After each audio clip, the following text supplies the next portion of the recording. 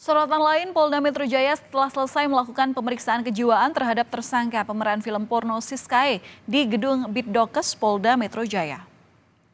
Pemeriksaan ini untuk memastikan kondisi kejiwaan Siskae yang sebelumnya disebut mengalami gangguan jiwa oleh kuasa hukumnya. Pemeriksaan kesehatan Siskae bahkan telah dilakukan sebanyak 4 kali karena menjadi rangkaian dari penyidikan.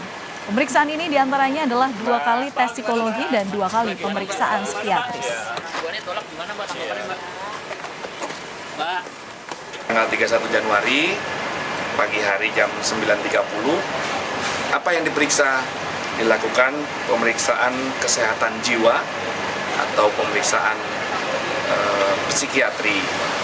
Kemudian tadi rekan-rekan lihat sendiri, hari ini Kamis telah selesai dilakukan pemeriksaan kesehatan jiwa juga.